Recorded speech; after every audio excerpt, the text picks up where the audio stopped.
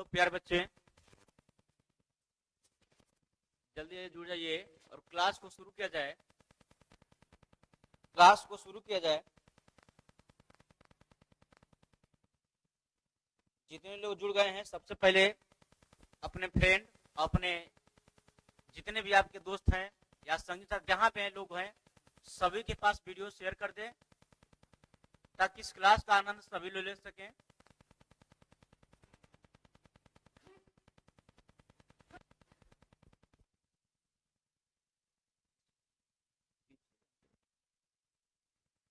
चलिए बाबू सभी लोग जुड़ जाइए क्लास को। सबसे पहले जुड़ जाइए, एक लाइक, अपना लाइक उसके साथ शेयर, लाइक शेयर जरूर करते रहें और कमेंट में जरूर कमेंट आपका आता है तो मनोबल बढ़ता है और आप लोगों के साथ जुड़ करके क्लास करने का मन इच्छा और तेजी से बढ़ जाती है, जिससे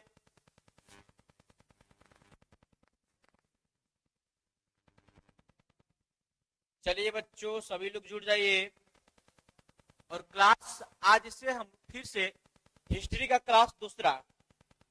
का दूसरा क्लास लेकर के आ गए हैं आप लोगों के साथ में। चैप्टर हमारा पहला ही, कौन सा बाबू चैप्टर नंबर? तो चैप्टर हमारा पहला ही है, चैप्टर पहला है और आज हम लोग देखेंगे अगले टॉपिक की तरफ और अगले टॉपिक की तरफ बढ़ेंगे। लेकिन इससे पहले मैं आप लोगों को बता दें कि बिहार इंटर परीक्षा 2025 यानी यह हमारा जो मिशन है वो मिशन 2025 के एग्जाम में आपको टॉप करने का, उसके साथ साथ में सिर्फ एग्जाम में टॉपर बनने के लिए नहीं, इसका मेन उद्देश्य है कि आप लोगों को कभी भी कहीं भी कंपटीशन के लिए जाइए तो वहां पे समस्याओं का सामना न करना पड़े, आप सहूलियत से पढ़ सके। जैसे कि मैंने आपको बता दिया था कि चैप्टर का नाम है इंट मनके तथा अस्थियां, के मनके तथा अस्थियां, ये हमारा चैप्टर का नाम है। और साथ में एक जो कि हम लोगों का 3 बजे जो बैच है वो 3 बजे बैच आपके पॉलिटिकल साइंस यानी संविधान के बारे में हम लोग पढ़ेंगे, पॉलिटिकल साइंस यानी संविधान के बारे में पढ़ेंगे। तो 3 बजे भी आप लोग जुड़ जाइएगा, 3 बजे भी आप लोग क्लास में जुड़ जाइएगा इसी चैनल पे। और ईंटे मनके तथा अस्थियां का दूसरा ही रूप नाम है हड़प्पा सभ्यता। कौन सा सभ्यता? हड़प्पा सभ्यता। इसके साथ में कभी सिंधु सभ्यता, क्या देता है बाबू? तो सिंधु सभ्यता भी इसी का दूसरा रूप है, सिंधु सभ्यता इसी का दूसरा रूप है। सबसे पहले बताइए आपके पास आवाज क्या जा रही है? आवाज जा रही है? सभी लोगों के पास शेयर करिए। आवाज जा रही है बाबू?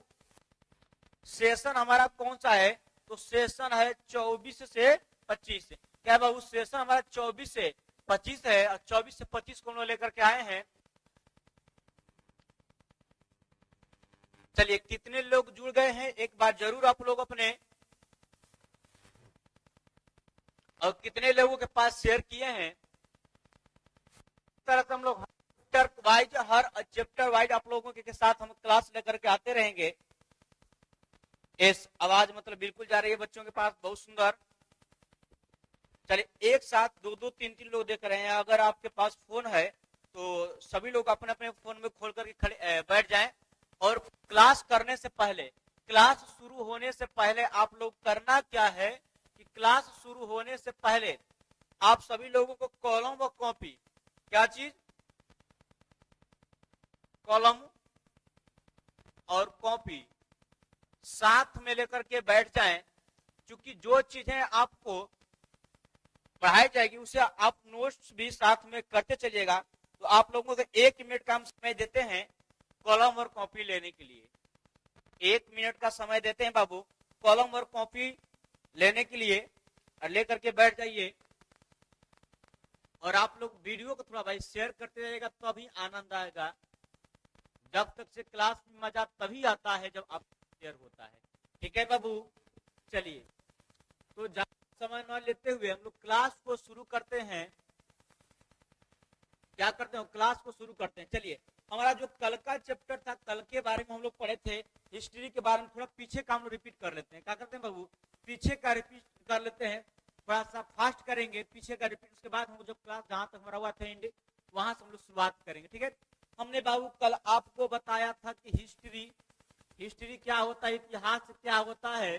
तो बीती हुई घटनाओं का अध्ययन करना, बीती हुई घटनाओं का अध्ययन करना हमारा इतिहास कहलाता है।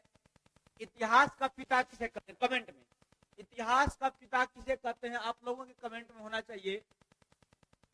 कमेंट में इतिहास का पिता किसे कहते हैं, इतिहास का पिता किसे कहते हैं,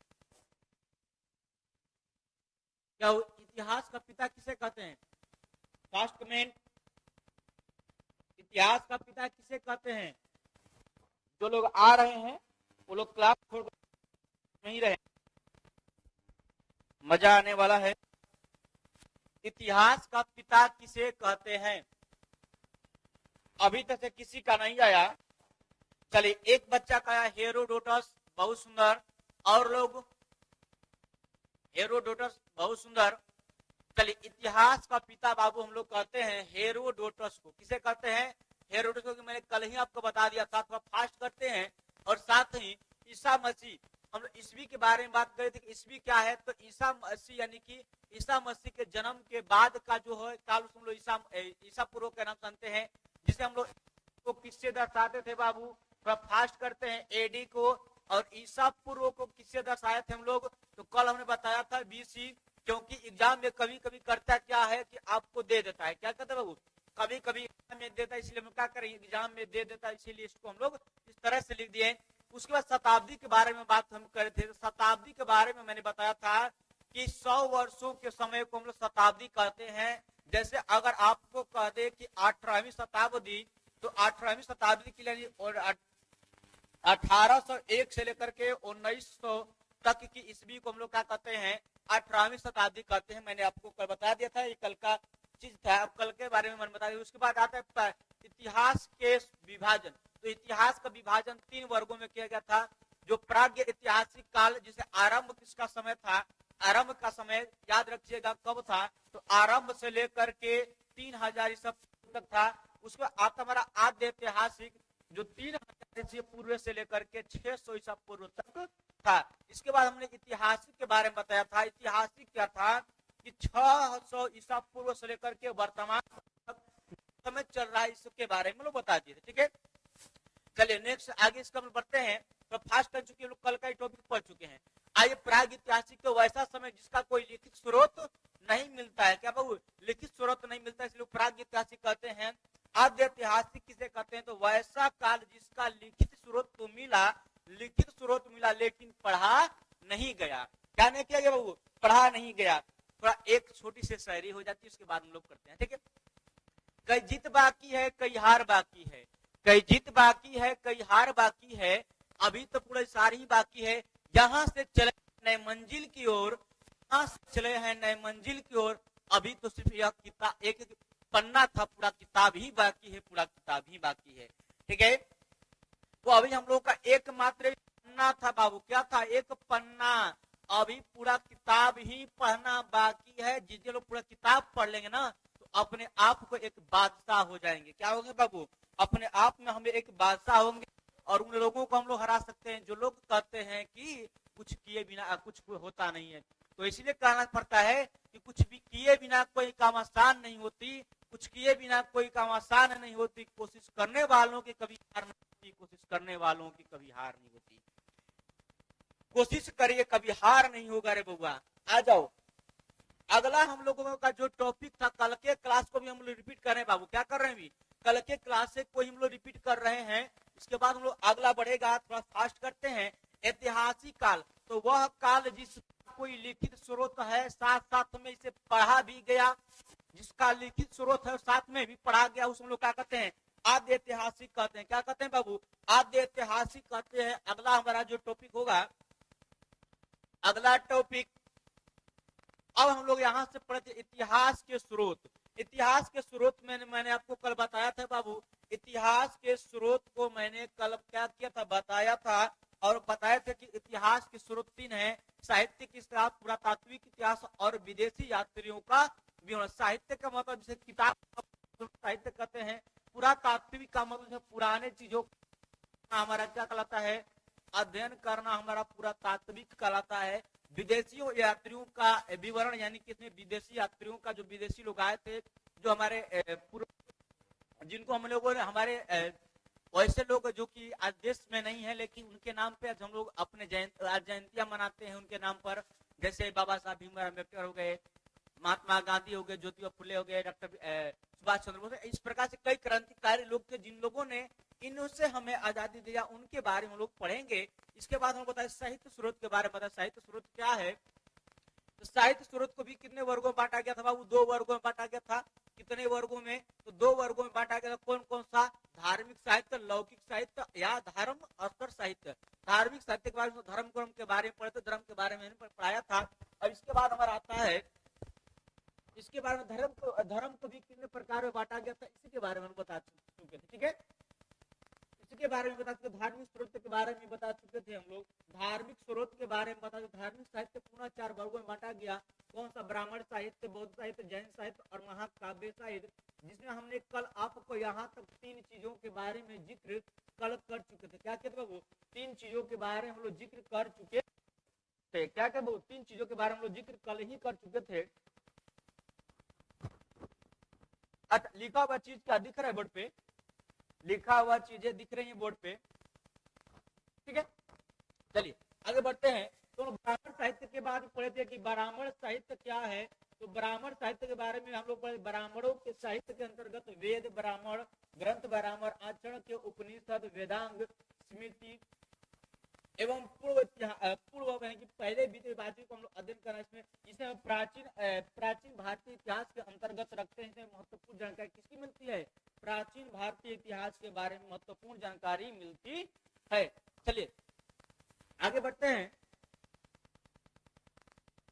आगे हम लोग बढ़ते हैं, बौद्ध साहित्य के बारे में पढ़ेंगे। बौद्ध साहित्य के बारे में हम लोग बता चुके थे, कल बताए थे आप लोगों को बौद्ध साहित्य क्या है और बौद्ध साहित्य में क्या क्या हमको पढ़ना है। बौद्ध साहित्य के अंतर्गत क्या था कि त्रिपिटक, जातक, कथाएं, दीपांश या महाकांश या एवं अंगूरक होना चाहिए, अंगूरक निकाय आदि। इसमें हमें प्राचीन इतिहास में भी हम लोग को स्रोत मिलता है। प्राचीन इतिहास पर हम लोग इसमें पढ़ते हैं। इसे हम लोग विशेष करके क्या करते हैं, विशेष बारे में किसके बारे में जानते हैं, तो बौद्ध कालीन समाज के बारे में जानते हैं। किसे बाबू, बौद्ध कालीन समाज के बारे में जानते हैं। क्योंकि जैन साहित्य के बारे में क्या हम पढ़ना था,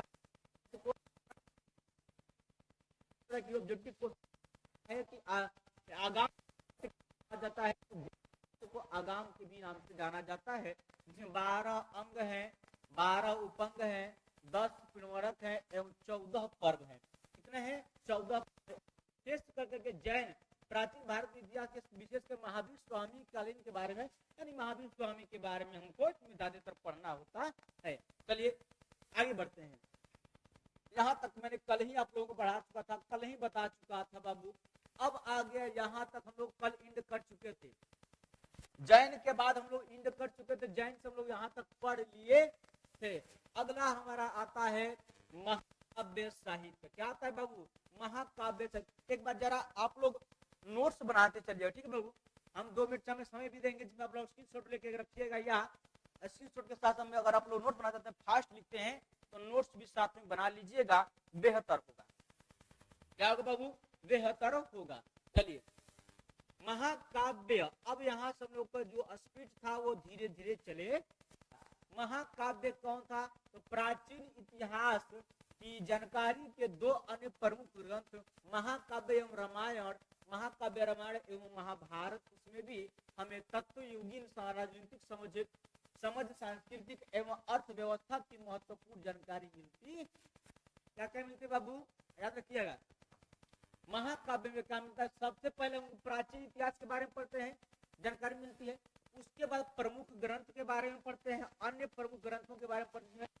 महाकाव्य हो गया, रामायण हो गया और महाभारत हो गया। रे बउआ, क्या महाभारत हो गया। और इसमें तत्कालीन यौगिक यानी समझ में संस्कृति की व्यवस्थाएं के बारे में पढ़ते हैं।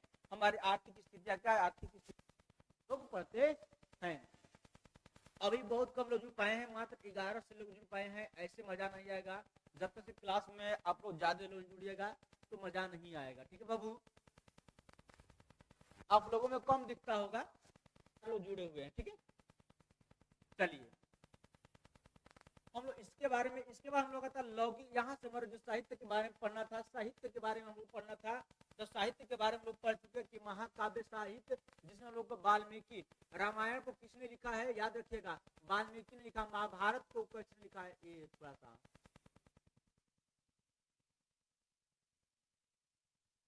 महाभारत, महाभारत को किसने लिखा है, महाभारत को लिखे हैं वेद व्यास जी। महाभारत को कौन लिखे हैं, व्यास जी। और रामायण किसने लिखा, वाल्मीकि ने लिखा है, वाल्मीकि ने लिखा है। तेज बोलिए, क्या आवाज नहीं जा रही बाबू, आवाज नहीं जा पर ये आवाज जाती होगी, तेज बोलिए। अच्छा आवाज नहीं जा रहा है ना, कभी कभी होता है, कभी कभी आवाजें तेजी जाती है, कभी कभी रुक जाता है। चलिए हो गया, अब आवाज जाती होगी। अब तो पढ़ते हैं लौकिक साहित्य के बारे में या धर्मोत्तर साहित्य के बारे में पढ़ेंगे। लौकिक साहित्य, धर्मोत्तर साहित्य क्या है। लौकिक साहित्य के अंतर्गत ऐतिहासिक, अर्ध ऐतिहासिक ग्रंथ एवं जीवनी के बारे में हम लोग पढ़ते हैं। क्या करते हैं, जीवनियों के बारे में, जीवनियों के बारे में लिया जाता है। इसमें जीवनी हम लोग पढ़ना होता है। किसी जीवनी, जैसे महात्मा गांधी की जीवनी क्या थी, बाबा साहब भीमराव अम्बेडकर की जीवनी क्या थी, सुभाष चंद्र बोस की क्या थी, झांसी वाली रानी की क्या थी, सभी लोग क्रांतिकारी जिसके जीवनी के बारे में पढ़े, जीवनी के बारे में अध्ययन करते हैं। महात्मा बुद्ध की जो क्या जीवनी थी, गौतम बुद्ध की क्या, गौतम बुद्ध या महात्मा बुद्ध, इसके बाद महावीर स्वामी के बारे में, जीवन के बारे में पढ़ेंगे। साहित्य के बारे, इसमें ऐतिहासिक के बारे में पढ़ेंगे और अर्ध ऐतिहासिक ग्रंथों के बारे में हम लोग पढ़ेंगे। क्या बोलेंगे बाबू, और ग्रंथों के बारे में हम लोग पढ़ेंगे। ठीक है, अब देखिए सबसे महत्वपूर्ण आ गया ऐतिहासिक ग्रंथ। क्या है बाबू, ऐतिहासिक ग्रंथ। यहाँ से हम लोग अब ध्यान से समझना और ध्यान से पढ़ना। ठीक है, ध्यान से समझना और ध्यान से पढ़ना। सर आवाज तेज बोलिए। ठीक है, अब आवाज जा रही होगी बाबू, आज को हम जा रहे तो अब जा रही है आवाज, आवाज अब जाती होगी। ठीक है, अब आवाज फ्रेश जाती होगी बाबू, आवाज जा रही है, बहुत सुंदर। चलिए एक बार आवाज जाती है बोल दीजिए।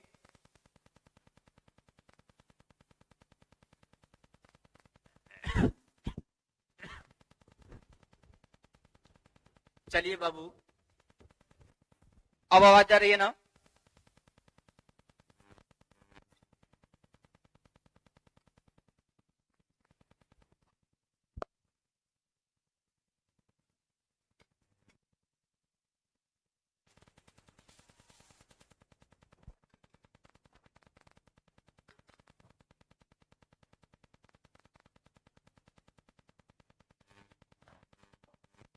चलिए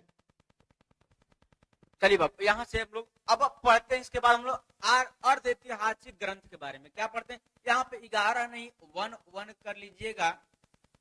अर्ध ऐतिहासिक ग्रंथ के बारे में पढ़ेंगे। जैसे मुद्रा राक्षस विशाखा दत्त कृतम, मुद्रा राक्षस चाणक्य की कूटनीतिज्ञ द्वारा नंद वंश की समाप्ति एवं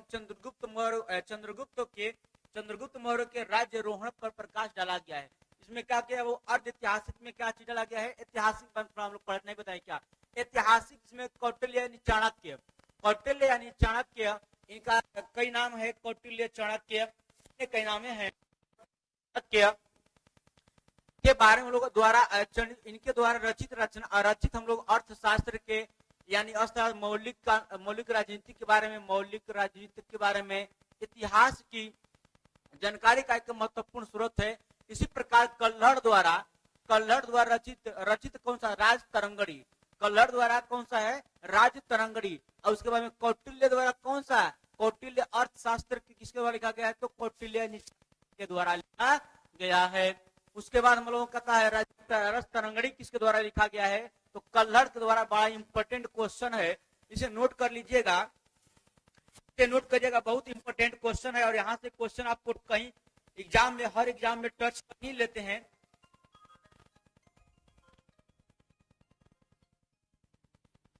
यहाँ पे हर एग्जाम में क्वेश्चन टच कर ही लेते हैं, तो इसे समझिएगा, यहाँ से आप लोग याद करिएगा। क्वेश्चन आपको टच कर जाते हैं, क्या करते हैं बाबू, हर क्वेश्चन आपको टच कर जाते हैं। तो यार ये कौटिल्य चाणक्य किसके द्वारा लिखा गया है, अर्थशास्त्र किसके द्वारा लिखा गया है, तो अर्थशास्त्र कौटिल्य के द्वारा लिखा गया है। और कल्हड़ जो राजनीतिक राजतरंगड़ी किनके द्वारा लिखा है, कल्हड़ के द्वारा लिखा गया है। और कश्मीरी इतिहास के बारे में जानकारी मिलता है। याद रखिएगा कि कश्मीर क्या हुआ कि 370 धारा हट गई है। क्या बाबू, 370 जो धारा थी उसे हटा दिया गया, कब, तो जब नरेंद्र मोदी सरकार हटा करके समाप्त कर दिया गया। तो उस वहां पे क्या था कि हम लोगों के जो भारत के लोग थे सुरक्षित नहीं रह पाते थे, 370 धाराएं हट गई। और 370 धारा जो लोग संविधान पढ़ेंगे ना, जब हम लोग संविधान के बारे में पढ़ेंगे बाबू, तो वहां पे हम लोग समझ सकते हैं, समझेंगे कि हमारा 370 धारा क्या है, जिसमें आप सभी लोगों को 3 बजे, शाम 3 बजे, कितने बाबू, शाम 3 बजे, शाम 3 बजे आप लोग रेडी हो जाइएगा। शाम 3 बजे कमर कस लीजिएगा और संविधान के तब तक हम जानेंगे ना क्या कि हमारा बाबा कहते हैं हम लोगों के संविधान हम लोग को मिला है, संविधान के बारे में हम लोग पढ़ेंगे कि संविधान के बारे में लोग वहां से स्टार्ट अपना शुरू कर देंगे। क्या करेंगे बाबू, शुरू कर देंगे, ठीक है। चलिए, कल्हड़ के द्वारा, राजतरंगड़ी और शास्त्र चाणक्य के द्वारा।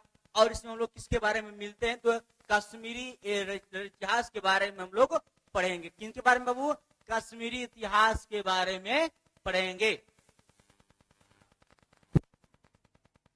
ठीक है। अब आइए यहां से हम लोग शुरू करते हैं, किताबों के नाम ये सब हैं। और किताबों के नाम कौन कौन से हैं, अष्टध्यायी।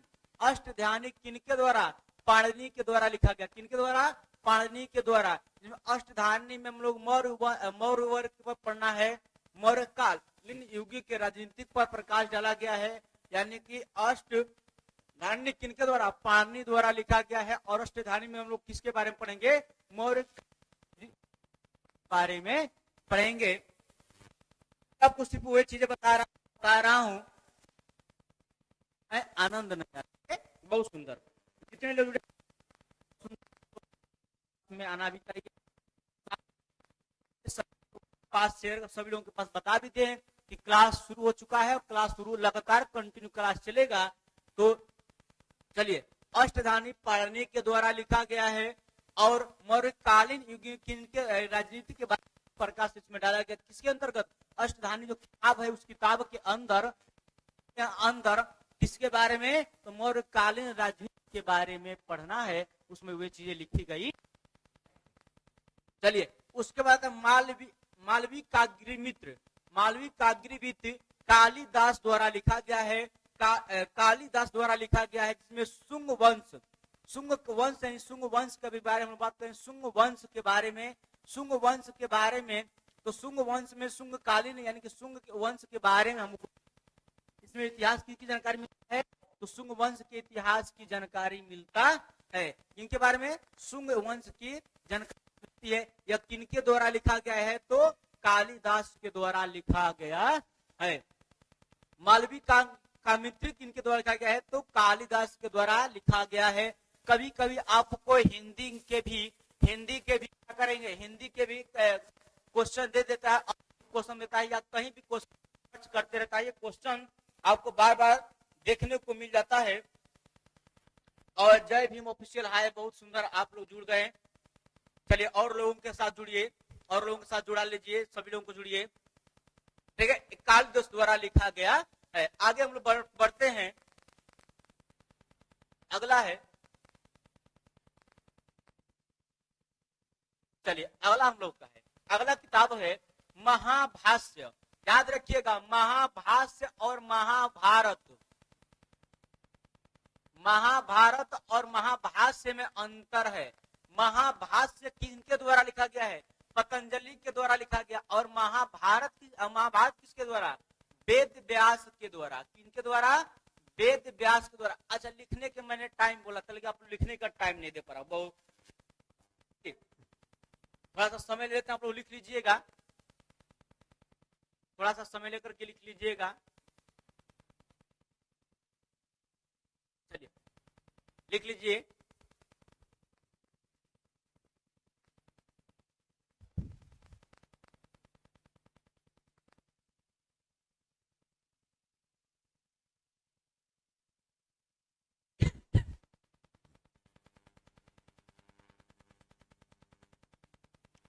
क्या करेगा, साथ में सर्दी भी हो गया है। और ठीक है, चलिए लिख लिए होंगे आप लोग। आगे हम लोग बढ़ते हैं बाबू। आइए, क्या बात है, महाभाष्य किनके द्वारा लिखा गया है? वो महाभाष्य पतंजलि के द्वारा लिखा गया है। किनके द्वारा? पतंजलि के बारे में लिखा गया है। और शुंग सम्राट पुष्यमित्र शुंग के पुरोहित थे। इनके याद है क्या?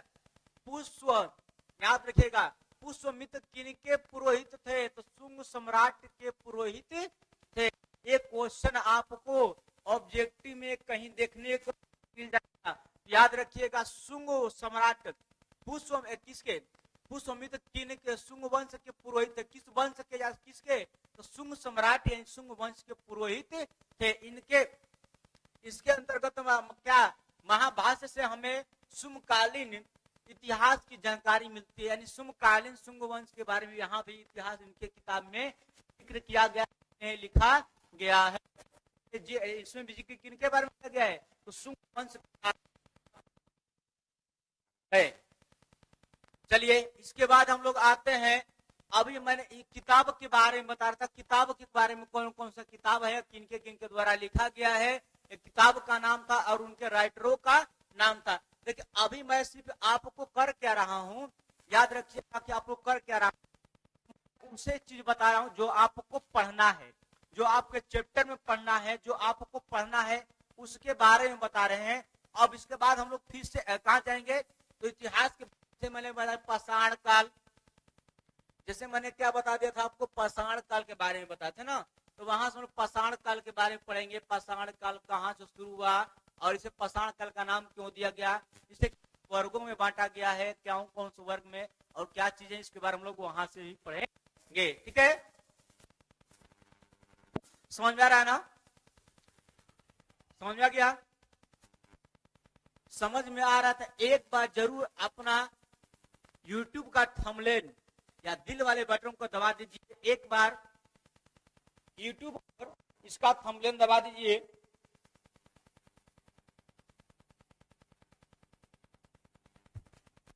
ठीक है, एक बार आप लोग YouTube का थंबनेल और साथ में दिल वाले बटन को दबा दीजिए। आइए, जीवनी ग्रंथ क्या है? तो जीवनी ग्रंथ क्या है? अश्वघोष कृत बुद्ध चरित्र, गौतम बुद्ध के चरित्र पर प्रकाश डाला गया। यानी इस किताब, अभी किताब क्या है? जीवनी में, जो जीवनी ग्रंथ है उसमें किसके द्वारा? अश्वघोष के द्वारा। उसमें किनके किनके बारे में जिक्र किया गया है? तो बुद्ध चरित्र के बारे में, गौतम बुद्ध के बारे में, उनके चरित्र के बारे में, उनके चरित्र के बारे में जानकारी यहाँ से हम लोग को मिलती है, हम जानकारी प्राप्त करेंगे। ठीक है,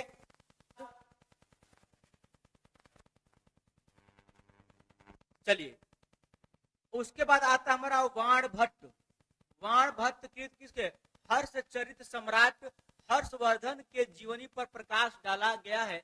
यानी कौन लिखा है? तो हर्ष चरित्र लिखे गए हैं, और हर्ष चरित्र के जो वाण भट्ट द्वारा लिखा गया कौन सा किताब है?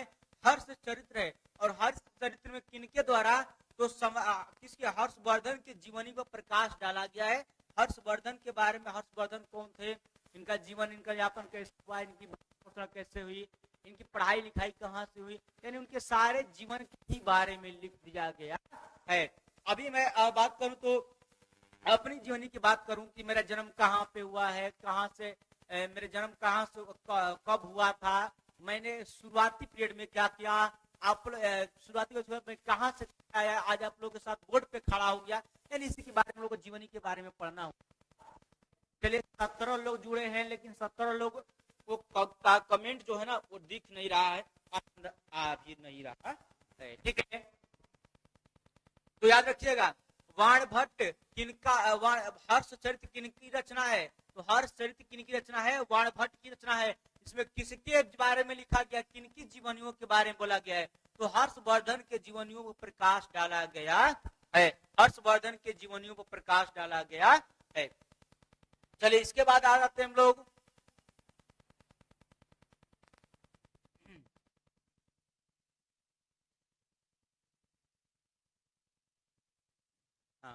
यहां से आ जाते हैं।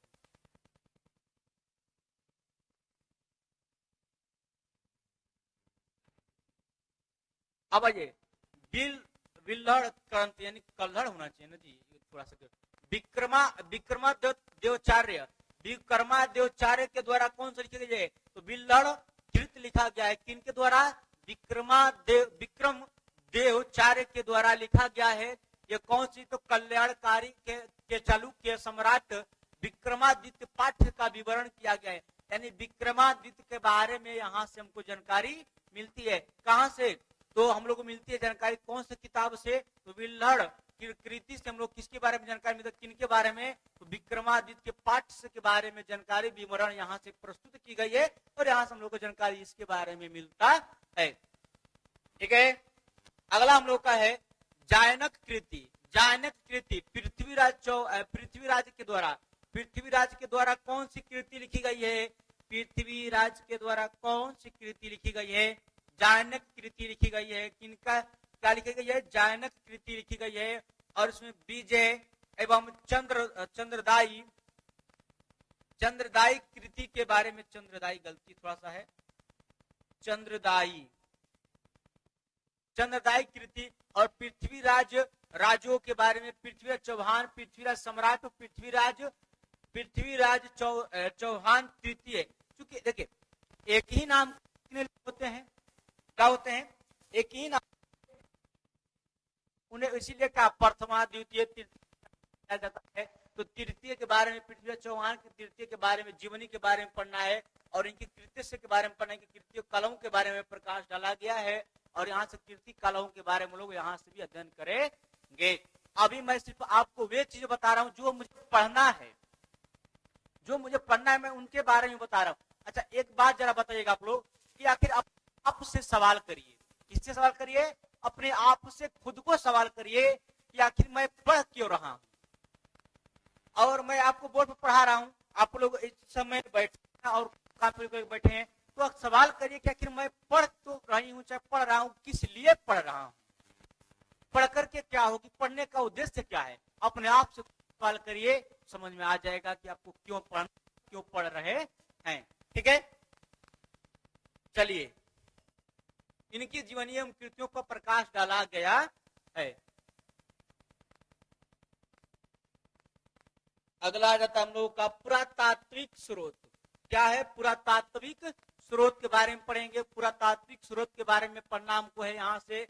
और पुरातात्विक हम लोगों का यहाँ से हम लोग का लास्ट था, कल के यहाँ से हम लोग कहाँ तक लास्ट पढ़ा था, तो यहाँ तक पुरातात्विक स्रोत के बारे में, यहाँ तक पुरातात्विक स्रोत के लास्ट हम लोग का यहाँ से स्टार्ट था। और हम लोग यहाँ से अब फिर से चलेंगे कहाँ पे, वहां पे चलेंगे जहां से मैंने आप लोगों को करने के लिए अब जिनके पढ़ा दिया बताए हैं अभी, वो वहां से हम लोग शुरू करेंगे और वहां से पढ़ने स्टार्ट कर देंगे, वहां से पढ़ने हम लोग शुरू कर देंगे, ठीक है।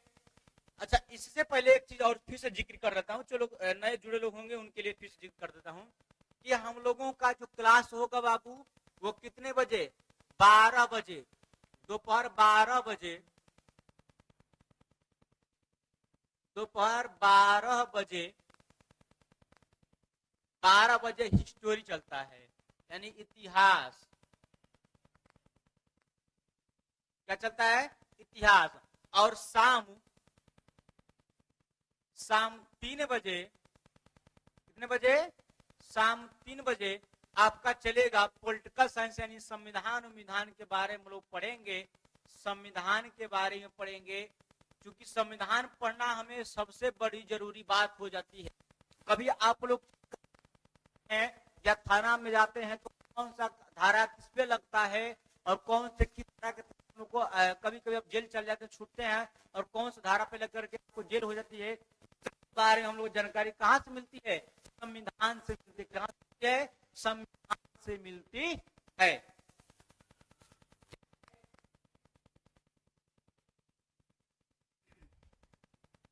चलिए अब आ जाते हैं पुरातात्विक स्रोत के बारे में। पुरातात्विक स्रोत के बारे में आएंगे हम लोग। प्राचीन भारतीय इतिहास की जानकारी के परिमाणतः एवं विश्वसनीय स्रोत पुरातात्विक सीआरपीटी माने जाते हैं। पुरातात्विक सीआरपीटी कहां से हो गया? और पुरातात्विक स्रोत के तहत हमें क्या क्या चीज के बारे में पढ़ना है? पुरातात्विक स्रोत क्या चीजों के बारे में पढ़ना है? तो पुरातात्विक स्रोत पढ़ना है, शिलालेख के बारे में पढ़ना है, अभिलेख के बारे में पढ़ना है, गुहा लेख के बारे में पढ़ना है, इसके बाद मुद्राएं के बारे में पढ़ना है। मुद्राएं स्नातक क्या है? मूर्तियों के बारे में पढ़ना है, सिक्का के बारे में, सिक्का और मूर्ति एक चीज हो गया, सिक्का और मुद्रा एक चीज हो गई, के बारे में पढ़ना है, चित्रकला के बारे में पढ़ना है और आदि और चीजों के बारे में हमको यहाँ से पढ़ना है। क्या क्या पढ़ना है? शिलालेख पढ़ना है, अभिलेख पढ़ना है, गुहा लेख पढ़ना है, मुद्रा पढ़ना है, सिक्का पढ़ना है।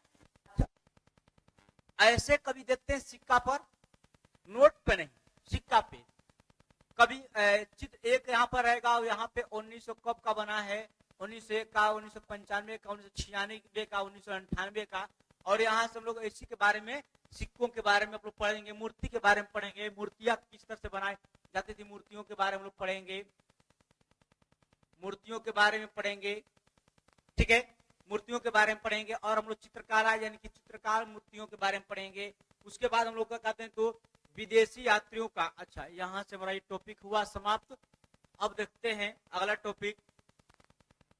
अगला हमारा टॉपिक है कि विदेशी यात्रियों के विवरण।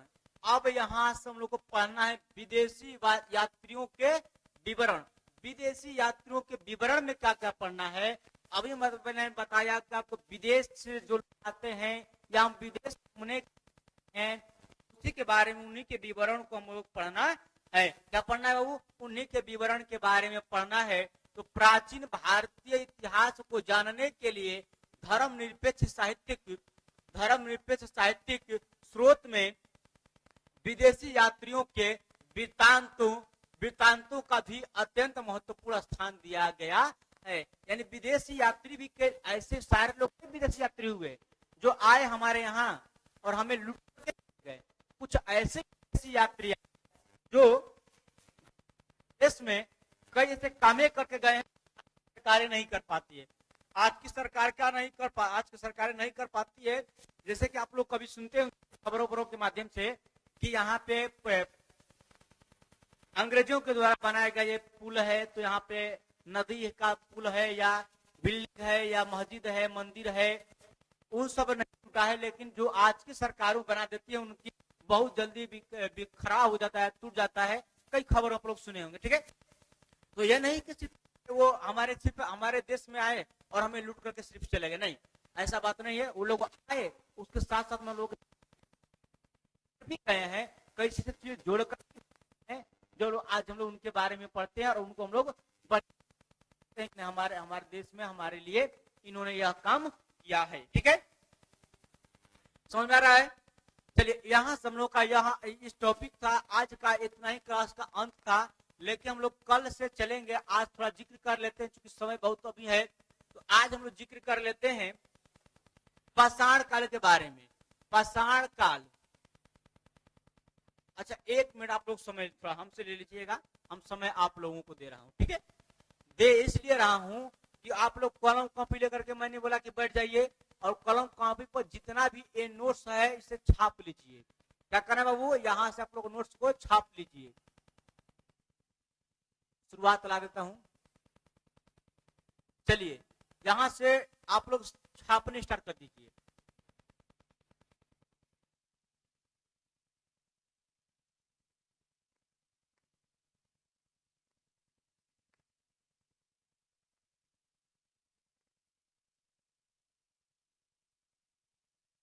चलिए छापिए यहां से, तो फास्ट लिखिएगा, फास्ट छापिएगा। इसके बाद अभी आगे भी पढ़ना है और आगे भी टॉपिक को देखना है, ठीक है। फास्ट लिखिए। चलिए यहां से शुरू करिए।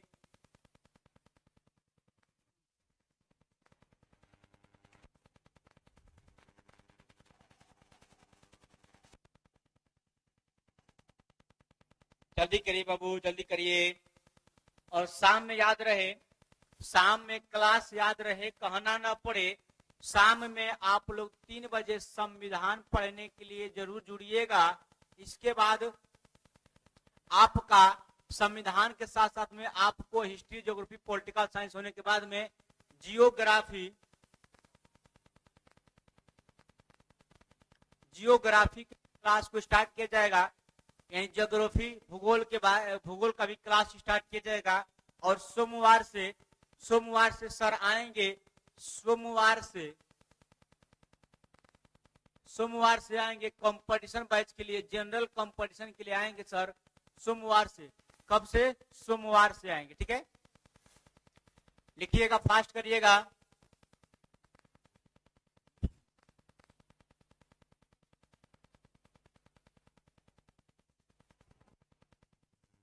सोमवार से सर आएंगे।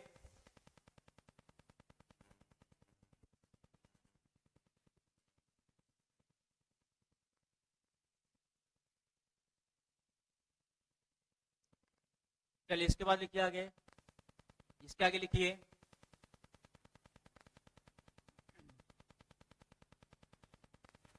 इसके आगे लिखिए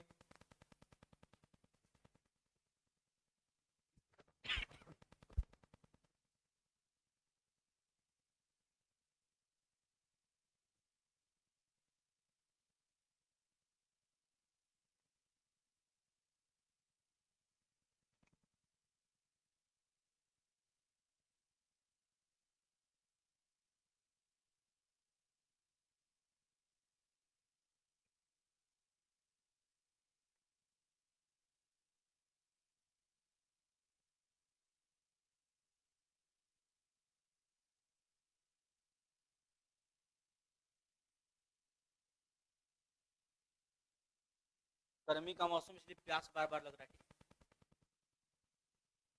चलिए यहां से लिखिए, फटाफट फटाफट करिए बाबू।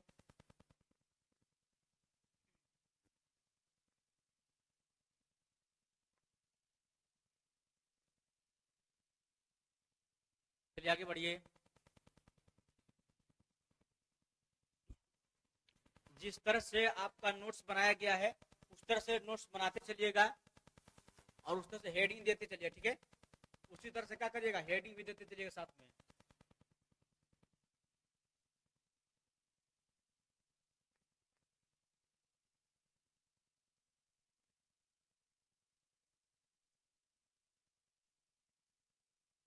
तरह से हेडिंग भी साथ में देते चलिएगा। अभी मैं लिखने के लिए समय इसलिए दे रहा हूं क्योंकि पीडीएफ हमारे पास अवेलेबल नहीं है और पीडीएफ हम लोग बनाने का प्रयास करें। पीडीएफ बन जाएगा, उसके बाद हम लोग पीडीएफ आप लोगों के साथ में दे देंगे, तो लिखने की समस्या जो क्या हो जाएगी, दूर हो जाएगी। और आपको सिर्फ करना कि आराम से खोलिएगा किताब और वहां पे लेके बैठ जाइएगा और पढ़ने भी शुरू कर दीजिएगा, ऑफलाइन वाले और ऑनलाइन वाले दोनों लोग, ठीक है। ऑफलाइन और ऑनलाइन दोनों लोग पीडीएफ मिल जाएगा। उसके बाद आप लोग सिर्फ मिलाते चलेगा, जो एक्स्ट्रा चीजें जोड़ी जाएंगी उस पर आप लोग एक्स्ट्रा चीजें लिखते जाइएगा, ठीक है।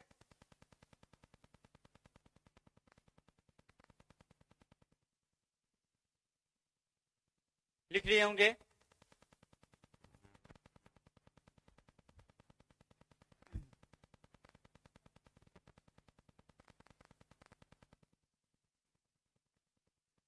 आगे लिखिए, थोड़ा फास्ट लिखिए बाबू, फास्ट लिखिए।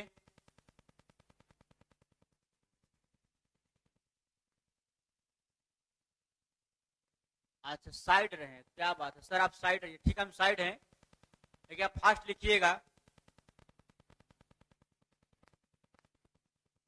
ऑनलाइन में क्या दिक्कत है, ऑनलाइन में शॉट लीजिएगा उसके बाद लिख लीजिएगा।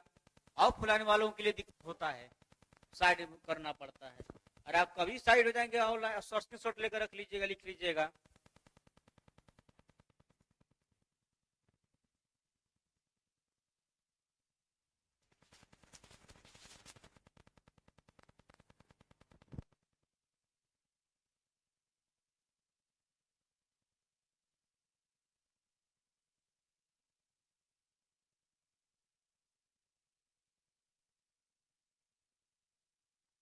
दिख रहा है बाबू, फास्ट लिखिए, फास्ट लिखिए।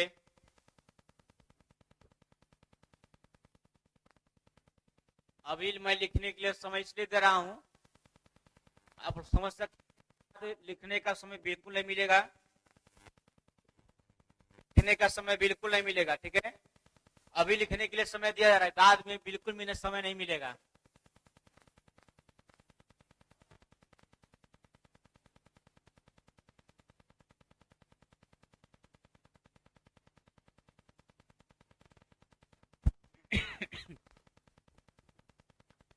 बाद में बिल्कुल समय नहीं मिलेगा।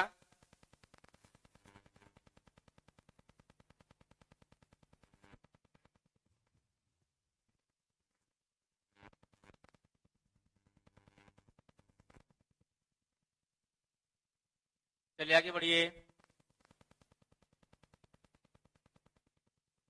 जिस तरह से टॉपिक लिखा गया उस तरह से चलिएगा और उसी तरह से पढ़ाया भी जाएगा, ठीक है। जिस तरह से यहाँ पे अंगूरक कर लिएगा, ठीक है, अंगूरक निकाय, अंगूर हो गया है अंगूरक, अंगूरक निकाय कर लीजिएगा।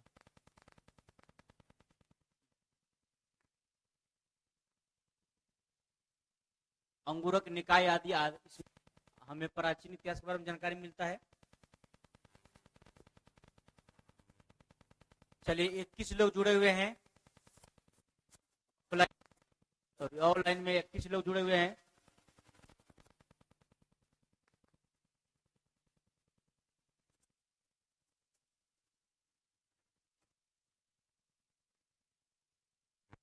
आगे बढ़ते हैं, लिख लिए होंगे, आगे बढ़ाते हैं।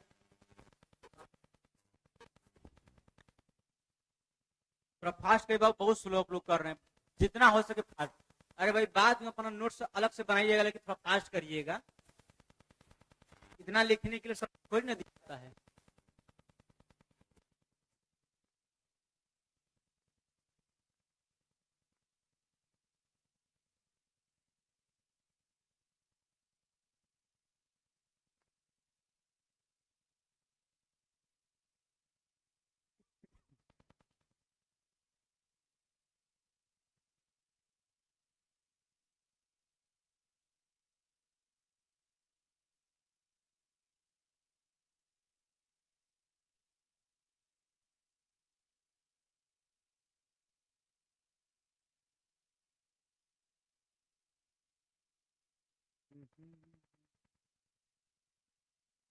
चलिए आगे बढ़िए, आगे, अगेन, नेक्स्ट, हो गया।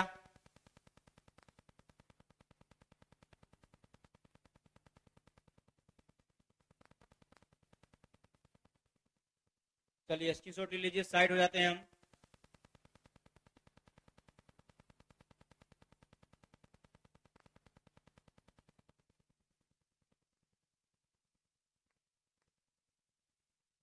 आप लोगों के लिखने को वैसे कुछ लोग चले भी जा रहे हैं, तो ऐसा ना करें कि दूसरों को हानि हो। चलिए आगे बढ़े, यहाँ पे लिखिए,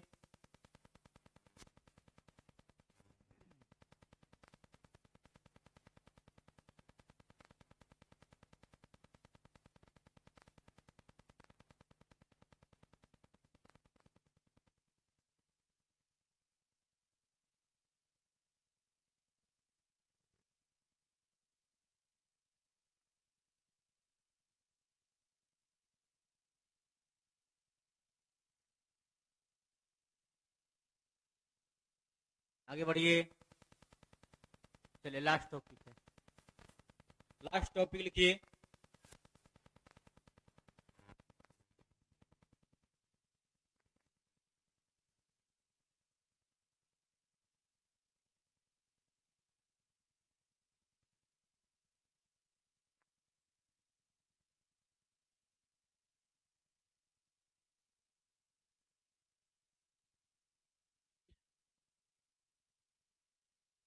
गुड सर, खबरों की क्रांति पास करिए।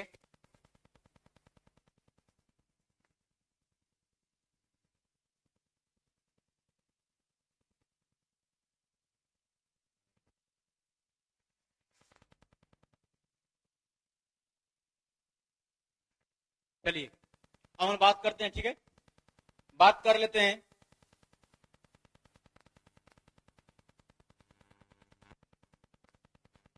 चलिए हो गया। अब देखिए ध्यान दीजिएगा, ध्यान दो रे बउआ। क्या ध्यान देना है कि हम लोग पढ़ेंगे शाम को, शाम की क्लास में अधिक से अधिक लोगों को जोड़िएगा और अधिक से अधिक लोगों के साथ में क्लास किया जाएगा। जितने हो सके लोगों को जोड़ लीजिए।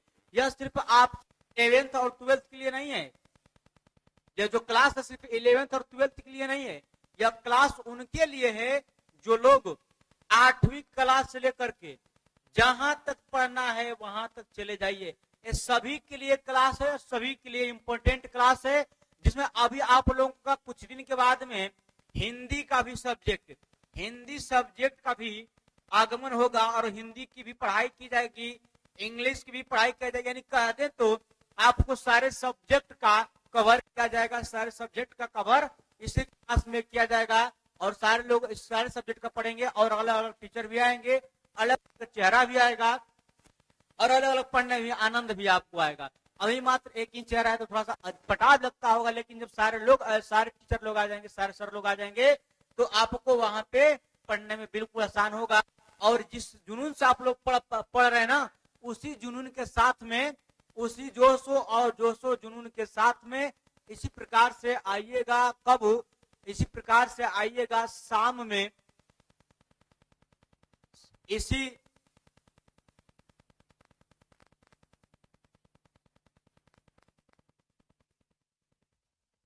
प्रकार से आइएगा शाम में 3 बजे। और अभी हम लोग उसी के जोश और जुनून के साथ पढ़ेंगे। जिस तरह से आप लोग अभी चल रहे हैं उस तरह से हम लोग चलते ही रहेंगे, लगातार चलते रहेंगे। जब तक मुझे मंजिलें नहीं मिलेगी तब तक मैं मंजिल के खोज में ही निकलूंगा और साथ में आपकी ही खोज को रखूंगा। अगर आप लोगों का रिजल्ट सिर्फ इंटर के लिए नहीं, जब तक से आपका सिलेक्शन नहीं हो जाएगा, जब तक से आप किसी चीज का जॉब नहीं करेगा, तब तक से लगातार कंटिन्यू क्लास चलते रहेगी और क्लास चलता ही रहेगा और आगे आप लोगों की पढ़ाई जारी ही रह जाएगी। लेकिन यह नहीं कि आप उम्र भर पढ़ते हैं रह जाइए, ये नहीं कि सिर्फ आप उम्र भर पढ़ते रह जाइए और जॉब न मिले, ऐसा नहीं। टारगेट रखिए, मिशन रखिए कि हमें कब पास करना है। तो हमारा टारगेट है 2025 और 2025 के बीतने के बाद जो लोग कंपटीशन के लिए होंगे उनका सिलेक्शन होना चाहिए। उसके साथ में जो लोग इंटर के लिए है, इंटर पास करने के बाद में क्लास शुरू किया जाए। और एक सूचना और आप लोगों को दे दी, आवश्यक सूचना है। वो सूचना है कि बिहार आईटीआई बिहार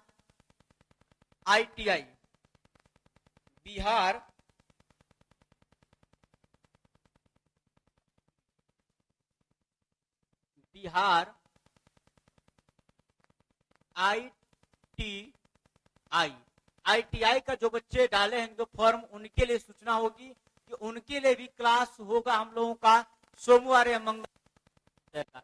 बिहार आईटीआई के लिए जो एग्जाम, जो बच्चे जो फॉर्म डाले होंगे उनके लिए आपका आईटीआई का बैच कब होगा चालू? तो सोमवार या मंगलवार से, सोमवार या मंगलवार से शुरू हो जाएगी। क्या हो जाएगी बाबू? मंगलवार से शुरू हो जाएगी आपके बिहार आईटीआई के लिए। बाकी आज का क्लास कैसा लगा एक बार अपने कमेंट में जरूर अपना हाथ उठा के बोल दीजिए, समझ में आया कि नहीं आया। और बच्चे जो ऑफलाइन में बैठे होंगे उनके लिए आप लोग कमेंट एक बार जरूर कर दीजिएगा कि आज का क्लास समझ में आया कि नहीं समझ में आया।